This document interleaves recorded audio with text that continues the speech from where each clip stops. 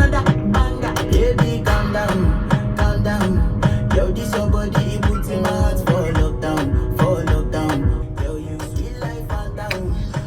Okay. Let me pause the music. No. Oh, no. Oh.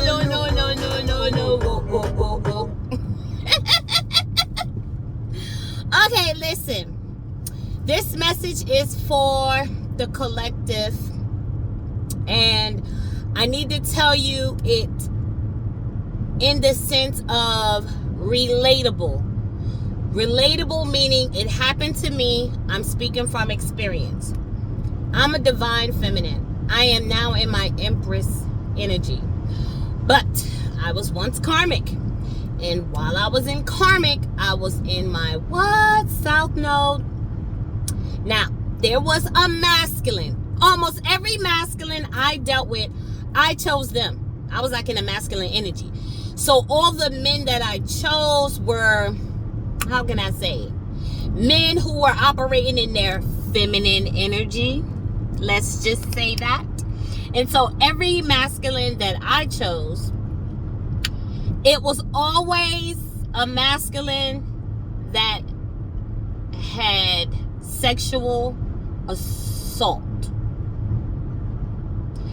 S.A.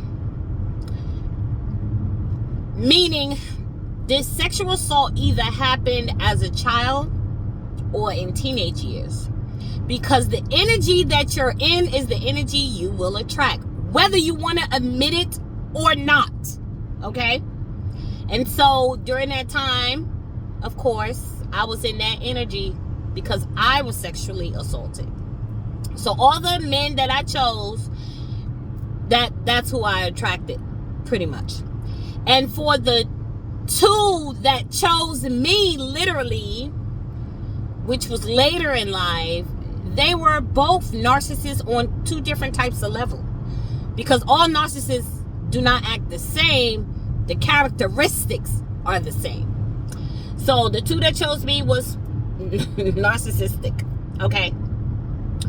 There was one masculine who was operating strictly in his feminine energy, very ego driven, and I dealt with him off and on for 5 years. Now, this masculine thinks that I don't know that he was sexually assaulted, but he plays in two energies. He's kind of in a confused state of mind where he don't know if he wants to be with a man or a woman. Now, this specific masculine was my slinky link, but the energy that he gave to me, I felt safe with him. He's the only person I've ever felt safe with in my life when it came to sexual activities. There was a point in my life, though, I was in the process of being healed because we trauma bond, and he never disclosed his sexual assault or what has happened to him when he was younger or anything remotely about family history. I felt it. I saw and felt his higher self. So I felt comfortable engaging in any sexual activities with him. Again, he made me feel safe.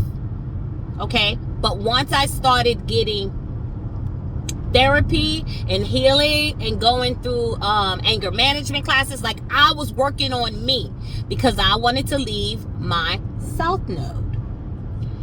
I noticed my attraction to him started to wither. It started to go away. And the more healing that I got, the more space came between me and this masculine. Now, we all meet people for a purpose. You may not know what the purpose is because you're dealing with the situation in the present moment, but it's for a reason. This Slinky Link individual was the trigger for me to work on myself.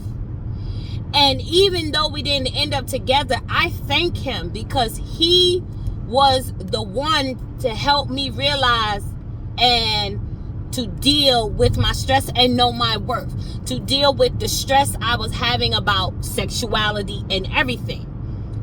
In that time, I met my karmic twin who was actually doing like black magic and I had no clue.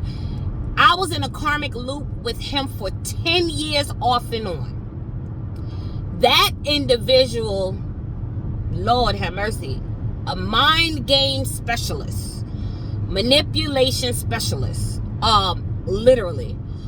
But I say all of that to say, someone who is listening to this message, someone who is hearing me and seeing this video can relate to what I'm saying, because you can get out.